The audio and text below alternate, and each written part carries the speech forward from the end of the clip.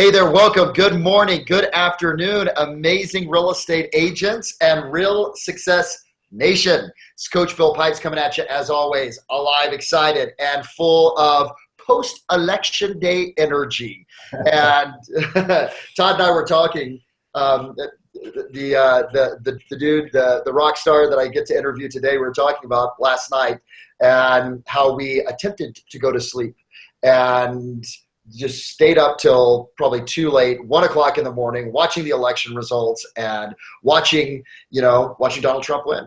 And what a surprise. And what a wonderful conversation we're going to have today on the heels of the election. And you may say, well, why is that, Pipes? Why is it that this interview is going to be so valuable, and how does it tie into that? Well, today, what we're going to be talking about, we're going to be talking to one of the greatest leaders that we have in the real estate space about what is effective leadership. How do you do it? How do you identify talented leadership and bring them up? And really, when you look at the election, Todd and I were joking around. We said, hey, the easy part for Trump was the election. Now the tough job begins. Now the job as the leader occurs. See, he was the salesperson in the election. Now he's got to be the leader as the president-elect and soon to be president of the United States of America. And you know what? I think about leadership here. And some of the things that I wrote down is, every real estate agent is a leader, whether you realize it or not. If you don't have a team, you're still a leader. You have to lead the transaction. You have to lead the clients into making certain decisions. You have to be the voice of reason, the leader that sometimes keeps the deal together. Now, obviously, if you've got an assistant or if you've got a small team, you're a leader, right? You know that every single day you come in and not only do you have to do the job of being a great salesperson, you have to do the job of leading, inspiring, developing your team, helping them grow and helping them reach their goals. So you have to wear two hats. And I notice something a lot. I notice that there's many, many great salespeople out there that build a team, but they don't actually build their leadership skills. They don't raise their leadership lid. And subsequently, and unfortunately, that team fails. We spend so much time developing ourselves as salespeople. But see, there's a huge movement in real estate right now, guys, towards teams. And I'm sure that you've noticed it. I mean, the teams are getting bigger. They're getting larger. We're seeing more of them. And it's beginning to squeeze that small agent more and more and more. So, I think, and I do believe that all of us need to, whether we're a mother, whether we're a father, whether we're our kid's soccer coach, whether we're doing work at the church and volunteering there or at community organizations, we all function as leaders in some way in our life. And so today's call is all about how do you become a more effective leader? So with that, I'd like to introduce my rock star today, Mr. Todd Conklin. Todd, can you say hello to Real Success Nation, brother? Hello, Real Success Nation, brother. Awesome, brother. So, Todd, can you tell us a little bit about yourself? How long you've been in the business, what your role currently is, and a little bit of background, a little bit of history, so that they get some context in terms of what you've done. You bet, yeah. Well, I'm just a San Diego boy. Moved to Idaho back in 2002, and really was looking for lifestyle, and just ended up. Real estate was sort of in my blood. If I'm really serious, I've got family that have been in different capacities of real estate. So I started selling in 2002 and rode the wave all the way up and all the way down. And through the course of that, ended up starting a company in 2006. And when the market crashed, became focused on growing that company. As Warren Buffett said, right? When the greedy, when people are greedy, be fearful, and when people are fearful, be greedy. I mean, I took the opportunity to really look to areas that I thought we had a skill set, and that was predominantly in the resort markets, and then that transferred into some more traditional markets as well. So right now, do you still sell, or are you primarily functioning as the leader of the multiple offices at this time? Yeah, so I tease people that I retired in about a year and a half ago, and I stopped selling. For a long time, I was trying to do both. But as we'll talk a little bit today, at some point, to be a leader, you just can't. Yeah. So looking at this right now, how many offices do you have? How many agents? What's total agent count? What's per person productivity that you guys have? All those key KPIs in relationship to your offices. I'm supposed to know the numbers? Yeah, baby. So yeah, we've got 7 offices. Like I said, we're in Sun Valley, Idaho, Steamboat Springs, a feeder market or an area market to that, Craig. We're in Vail. We've got a Montrose office and a Grand Junction office. So we really understand both the luxury second, third home space, and we really understand the more traditional markets. We've got about 200 people in our organization, agents and staff. And our agent per person productivity is 8 transactions per person. Which is huge for a resort market. I mean, like you look at 8 transactions, and you know what, this is going to be really interesting, because not only do you have, as a leader, the challenge of high-end luxury, because a luxury agent can sell 4 or 5 homes, especially in the marketplaces that you are, and be doing quite well, but you also have a very seasonal market. So, like being able to lead those types of individuals to keep them motivated year round moving forward. I mean, it's got to be a little bit of a challenge, man. How do you do that? Honestly, I'd love to tell you that I have some secret sauce. The reality is I have amazing people who work for me. My managers, they're great. They're really good at what they do. They've got the right skill set, if you will, thanks in part to the Tom Ferry organization, frankly. And they just have a heart for it. They're just great. Awesome. How many managers do you have? How many people roll up directly to you, and what's the overall leadership component, leadership staff? Yeah, so we are really, there are 8 people that report directly to me. The managing directors are the ones that run each of the offices from a retention and skill building, recruiting perspective. And those are the ones they're going to have the most interaction with me. Awesome. So your organization is going to do 1,600 transactions, right? Or did 1,600 transactions if you've got about 200 people per person productivity of about 8 transactions. That's pretty substantial, man. I mean, that's absolutely fantastic. I know you guys are Coldwell Banker. Does that make you one of the leading organizations inside Coldwell Banker? Yeah, I mean, so we're kind of proud about our growth. Obviously, it's a big focus of ours. We've been on the Inc. magazine, short list for fastest growing companies twice, in the top 50 for real estate specific companies. Last year, we were the 2nd fastest growing Coldwell Banker company, which was super exciting for us. And we've been twice honored as one of the top 100 companies within the Coldwell Banker system, period. So, brother, congratulations, man. I'm very pleased with that. Yeah, man, those are a lot of nice little trophies. And obviously, you don't get there doing that by yourself, right? Mm-hmm. Like you said, you've got great talent, you've got great individuals. Let's talk a little bit about that. So, from a leadership standpoint, do you feel that great leaders are born and they have natural DNA, or is it something that anyone can develop in themselves? Yeah, definitely not born. Definitely developed. And as you pointed out, at the beginning of this, I believe that each and every one of us is a leader or needs to be a leader in some space within our life. And we see it all the time, whether that be in a circle of a friendship, or whether that be in our families and leading our families, whether that be as parents, in our community, in our church, and of course our business. We talk a lot about the business. I think it requires development, and I have seen those I've seen amazing. One of my mentors, not my mentors, one of the people I look up to, was a great producer, if you will, and had an incredible company. One of the reasons that he had an incredible company is because he went out and hired somebody who was a great leader. Right? So the great leadership skill to understand where your shortcomings are. So anyway, I definitely believe that they need to be developed the right way by the right people.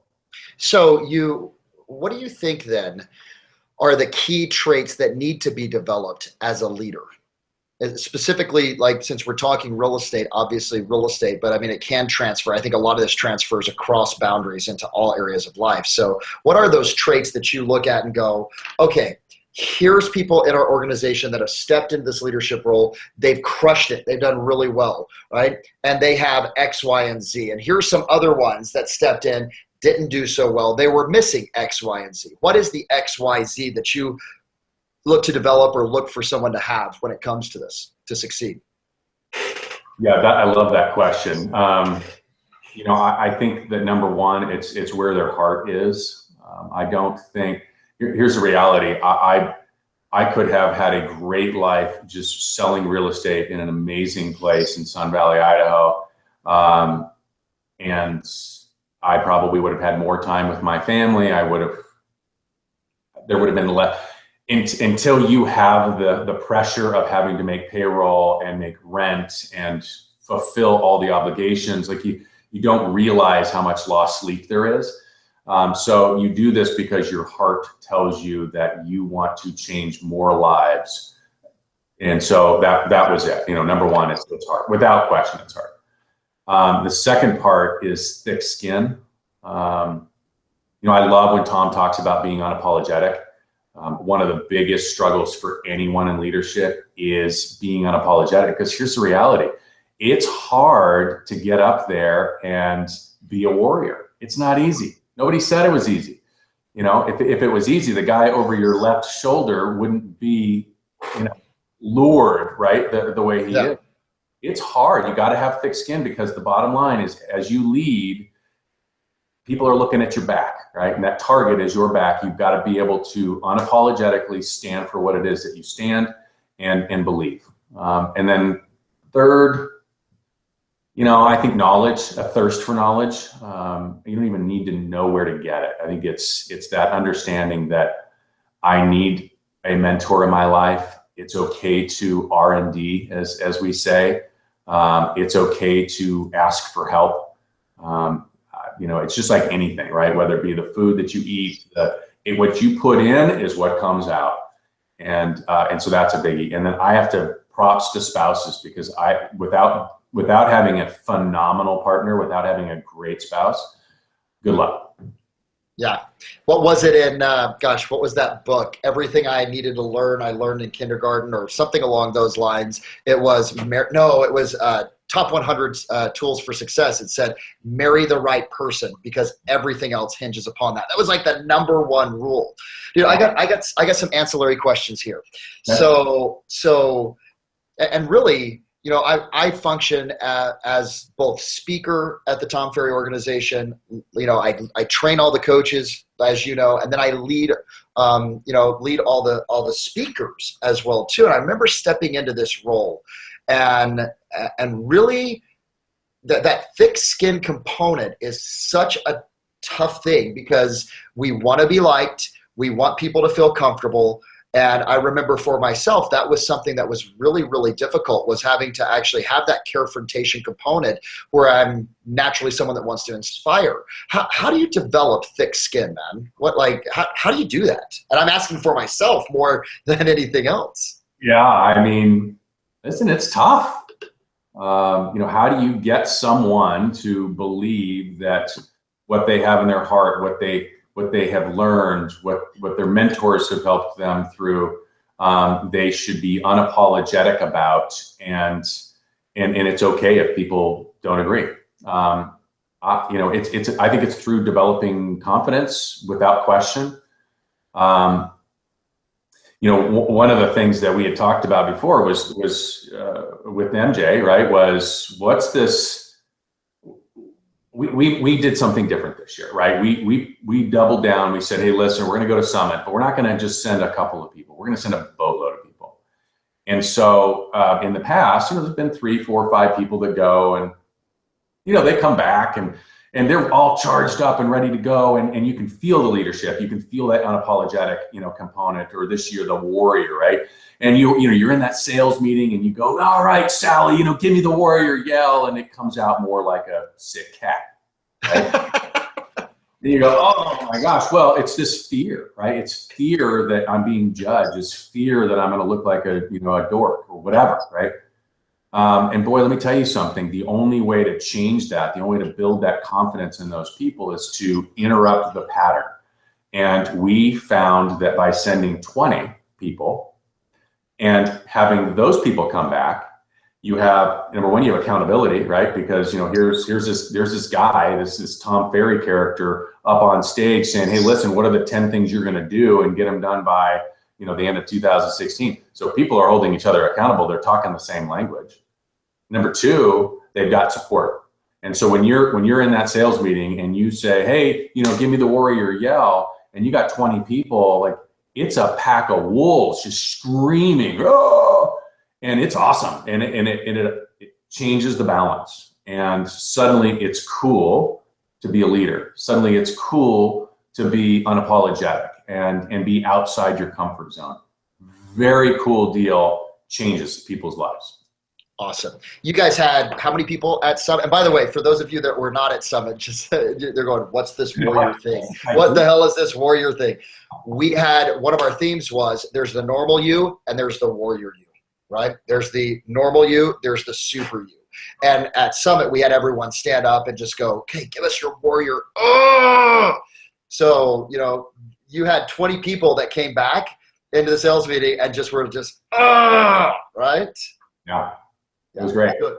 It's beautiful. And obviously, you look at this, I like this, that there's a thirst for knowledge, but it isn't a need to have all the knowledge yourself. You leverage Tom Ferry, Mark Johnson, myself, right? Like all the assets that Cole Banker has, et cetera. So I think as a leader, is it true, Todd? You don't have to have all the answers.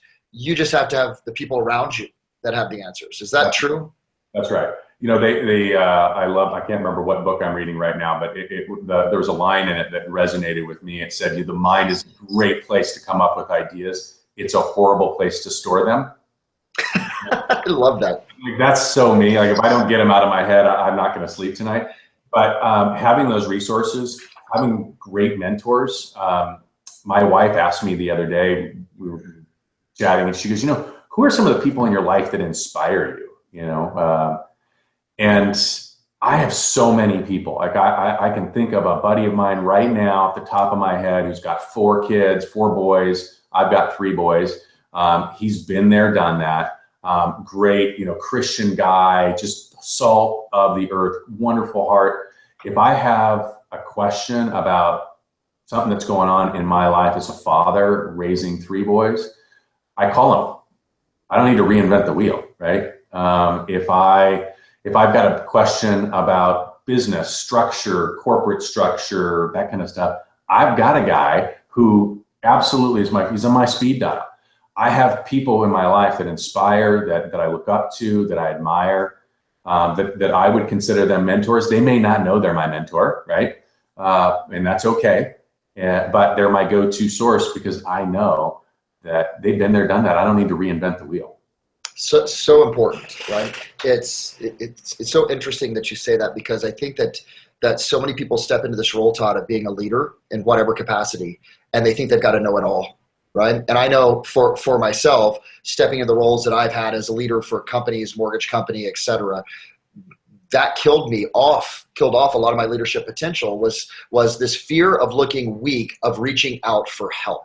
Right. And so what you just said is so valuable. Guys, I want you to go back and listen to that.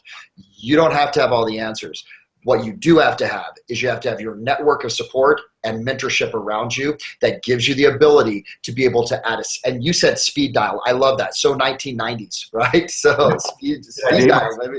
Yeah, we're dating ourselves, but to be able to reach out. So let's say, brother, I come to you and I say, I want to step up. I want to become a better leader. Obviously, there's 4 components. It's having the heart to be able to actually really have an impact on individuals. I need to have thick skin. I've got to have a thirst for knowledge, and I've got to obviously have the right spouse or partner. What would you do to help me develop myself as a leader, or what do you do to help your managers and leaders in your offices increase their leadership ability and skills? Yeah, that's another good one. I would say that the first thing that I did, again, I don't have to have all the answers, right? So the first thing I did is I went to Tom Ferry and I said, hey, listen, I want all my managers to be coached. So big shout out to Larry. Thank you, Larry. He coaches my managing directors, and it's great.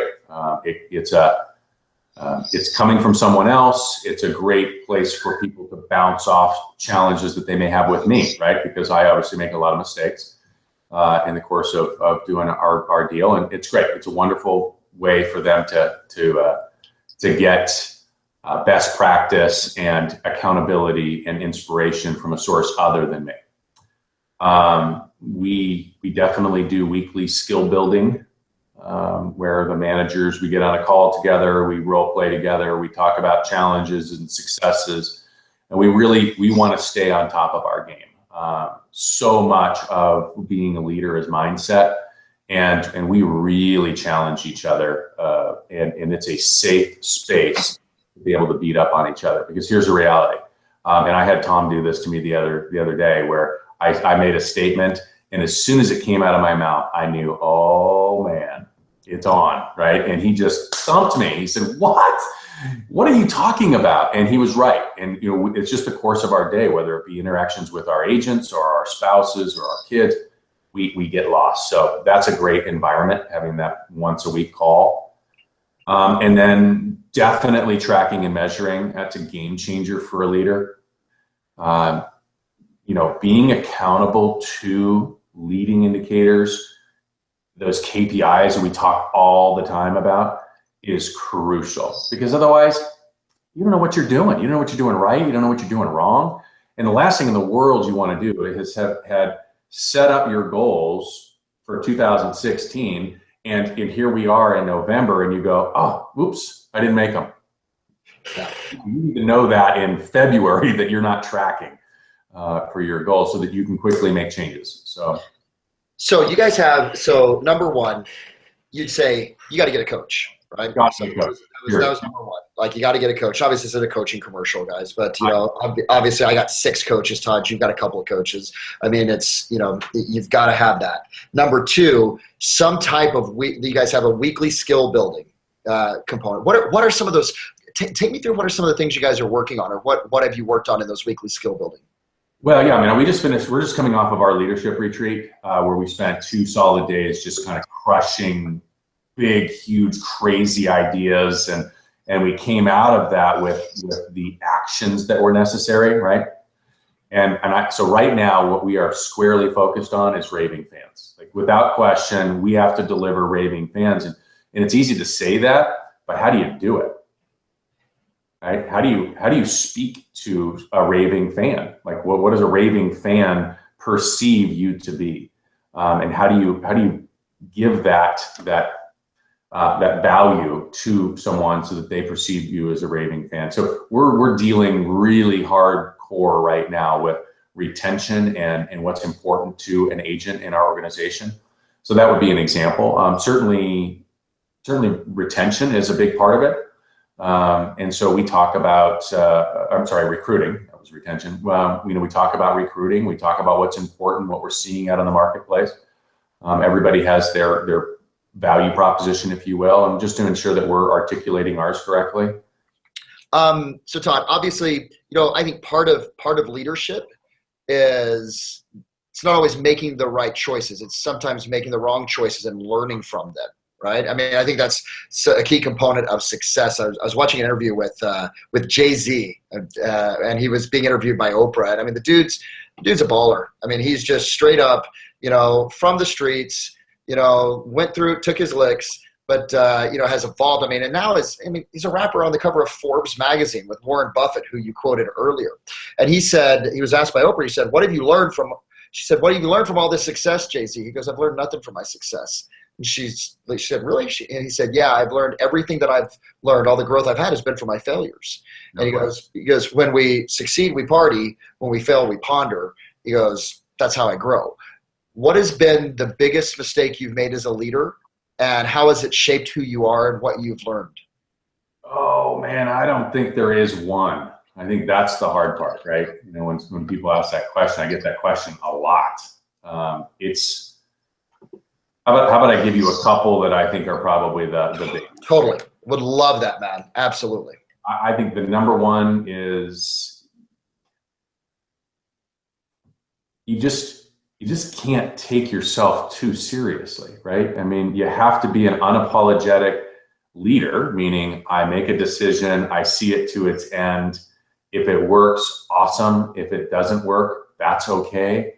If it works, it doesn't mean you're great. And if it fails, it doesn't mean you're a failure, right? I mean, sometimes we just get too focused on ourselves, right? And for me, that moment came when I think I've always had this thing in me that's enjoyed giving more than getting. And I always laugh. I laugh because I think that's why my wife married me. You know, I can remember when we were dating, you know, you're doing all this stuff, and I would go shopping with her, and I got so much joy out of shopping for her, not for me. The moment that I really embraced this idea that I was going to do everything in my power to help change the lives of people in my world and hopefully inspire them to change the lives of the people in their worlds, and just see this exponential impact that you can have on the world, that was huge. And you have to take yourself out of that. Nice. Good. So mistake of being selfish as a leader, or having the focus on, you are thinking that, oh, this worked, therefore I'm good, right? Or oh, this worked, therefore I'm not. Okay, huge. So what other? At the point that you do something and you fail, if you're so focused on you, well, boy, I'm going to tell you, one of the easiest way to tear down your confidence, shoulder all of it. You know, just do what it is and we move on. Awesome. So what other mistakes have you made? I think you need to hire fast and hire slow and fire fast, right? Okay. And I think the times where I can look at it and say, gosh, you know, I knew that was not the right person. I had an opportunity early on to help that person out of that position and into a more appropriate position for them. I think those are I think I can look back and say those are my biggest mistakes. You've there is no fix for having the wrong person in a position, period. Like, they will destroy everything in their path. So the things that I'm most proud of as a leader are those really tough decisions that I've had to make over the course of time, to ask someone maybe to go work at a different company, or ask somebody if we could change them to a different position, because it took a great deal of, you know, courage for me, if I were really honest. But in the end, as I see them today, and I have a couple of people in my mind that I'm seeing right now, their lives are so much better because of it. And at the time, I thought it was this horrendous thing that I was doing. It was fantastic. It was the best thing for them, and the best thing for your culture and your company and for you. But it goes back to that number 2 component of being a great leader, which is you've got to have thick skin and you've got to move forward with no apologies. I see this all sort of melding together. You know what I mean? So yeah. What you're sharing there. So, brother, who are some of the great leaders that have mentored you, or that you've worked with, or that you can think of that we could study outside of this? Yeah, I mean, as I think about people who are unapologetic, right? Jack Welch, I love listening to or reading his books. I mean, what a mind, right? But what a guy who really understood what it meant to lead, and regardless of who his board of directors were. You know, I've got some people that I worked with that don't know, but I touched on it a little bit earlier, right? From a mentor perspective, I've got some people in my life that they really have no idea what they mean to me from a leadership perspective. And you know what? Shame on me. I should probably be sharing that stuff with them, because they are unapologetic leaders. You know, as much as it was hard for me to get through the book about Steve Jobs. You have to admire the fact that he was unapologetic. And you might start to hear kind of a common theme with me. I really don't think this is about having the best skill set to be a leader. I really do believe that it's about the mindset. I really do believe that you've got to just grab hold of what your belief system is, grab hold of whatever tool or system or environment that you have, and make it a better place. Right? And I don't care if that means in your family. I want my wife's day to be better because I was in it. I want my kids to have a better day and do better at school because their father was a rock star for them. I want my managers, my community, my church, my business to be a better place because I was in it. Win or lose, succeed or fail on the individual tasks, that's not the question. It's about leading people in a way that inspires them to just be better today. Dude, like, wow, that right there, I'm going to listen to that, no shit, 20 times, right? My wife's day is better because I'm in it. My kid's day is better. That right there should be like the motto for 2017. Your client's day is better because you were in it.